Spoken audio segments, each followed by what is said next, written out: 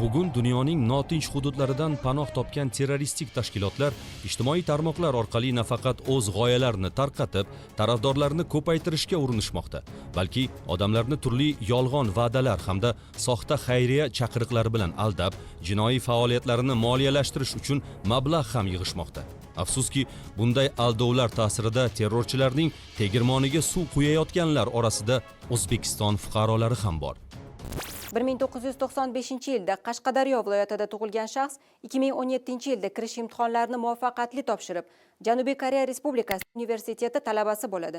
Biroq xorijda tahsil olish davomida u ijtimoiy tarmoqlar orqali jihod, hijrat va shahidlikni targ'ib qiluvchi shaxslarning audio-video ma'ruzalari bilan tanishib boradi. Natijada Suriyadagi qurolli to'qnashuvlar aks etgan kontentlar ta'sirida uning ongi aqidaparastlik g'oyalari bilan zaharlanadi.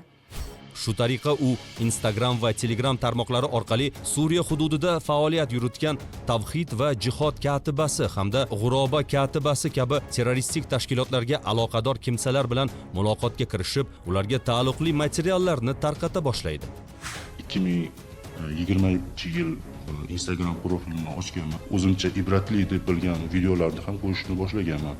Va mana shu o'zboshimchaligim natijasida diniy mazmundagi videolar orasiga taqiqlangan videolar ham joylashtirganman.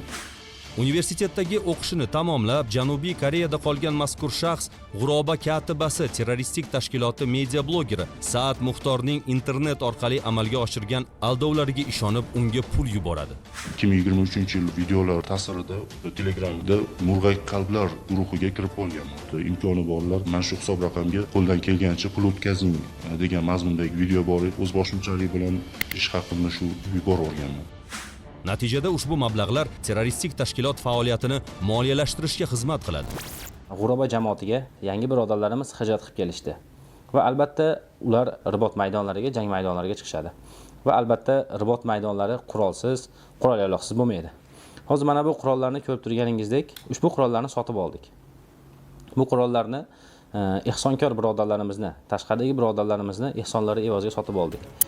2023-yilning dekabr oyida mazkur shaxs O'zbekistonga qaytib keladi. 2024-yilning iyul oyida esa Suriyadagi jangarilar safiga qo'shilish maqsadida Turkiyaga boradi, ammo rejasi amalga oshmay ortga qaytadi. Men hozirgi holatimda 3 ta o'zbek tili bilan 4 ta tilni bila turib, oliy ma'lumotli bo'la turib meni aldab qo'yishdi.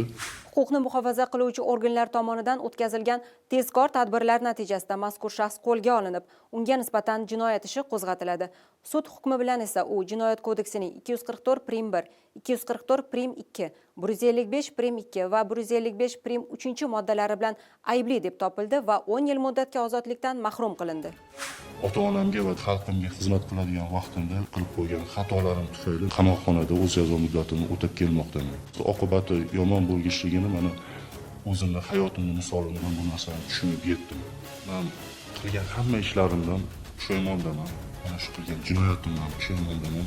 Bir nechta chet tillarini mukammal bilgan va nufuzli xorijiy oliygohni tamomlagan bu fuqaroning achchiq qismati boshqalarga saboq bo'lishi lozim.